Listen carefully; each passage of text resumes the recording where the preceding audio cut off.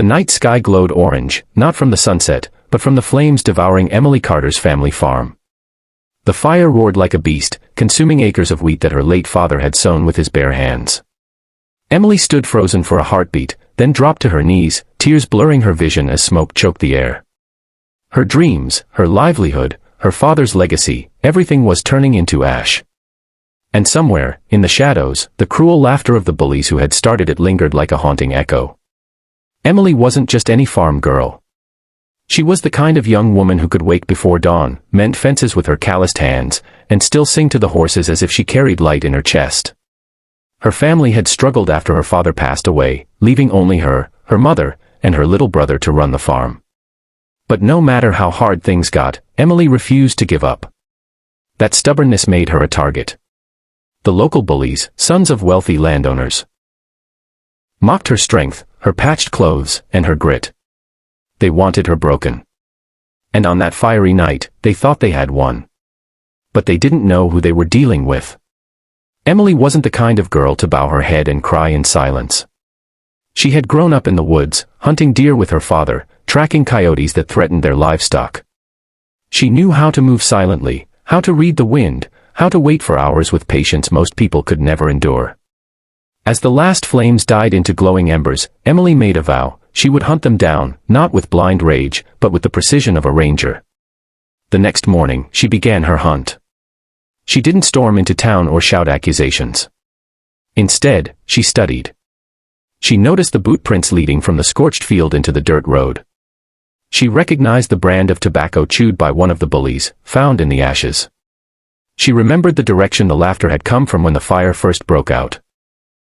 Every clue became a thread, and Emily pulled each one until the tapestry of their guilt was undeniable. Her biggest challenge wasn't tracking them, it was the voice of her mother. "Emily," her mother pleaded, gripping her arm one night. "We've already lost so much. Don't lose yourself too. Justice isn't worth your soul." Emily understood her mother's fear, but deep inside, she also knew that if she didn't stand up now, the bullies would keep destroying everything they loved. She wasn't just fighting for her farm. She was fighting for respect, for her family's dignity, for the right to exist without fear. One by one, she began to confront them. The first was Jacob, the weakest of the group. Emily caught him at the creek, fishing alone.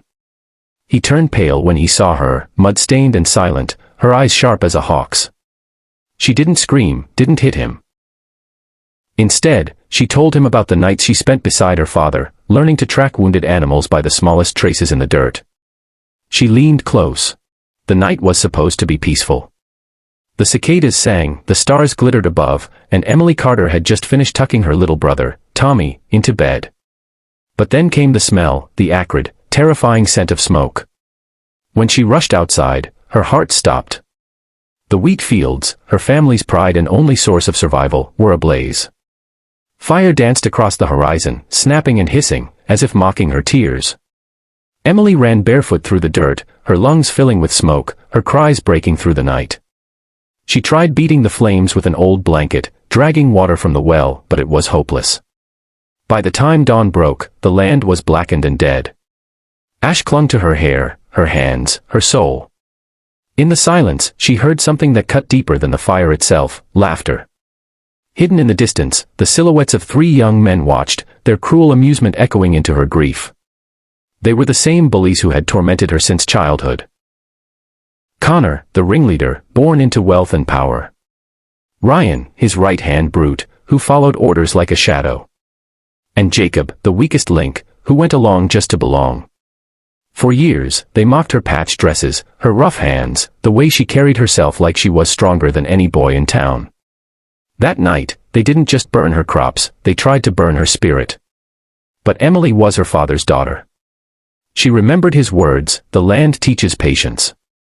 The woods teach silence. Together, they teach you how to survive."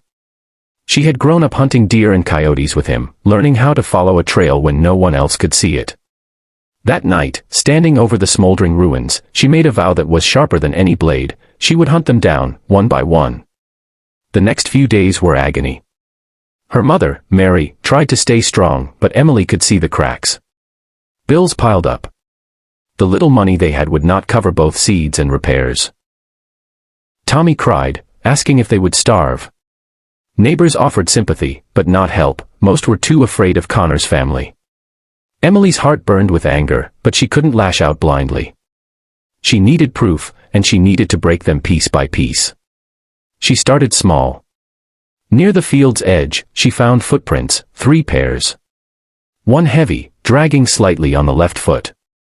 She remembered Ryan limping after a football injury. Another clue. By the fire's ashes, she picked up a chewed piece of tobacco. Jacob was known for sneaking it, always spitting brown stains behind the schoolhouse. Piece by piece, their carelessness betrayed them. Her first confrontation came 3 nights later. She knew Jacob always snuck to the creek at dusk, pretending to fish while avoiding his chores. Emily followed quietly, the way her father had taught her, each step placed with care so not a twig snapped. When Jacob felt her shadow fall across him, he nearly dropped his fishing rod. His eyes widened at the sight of her, dirt str.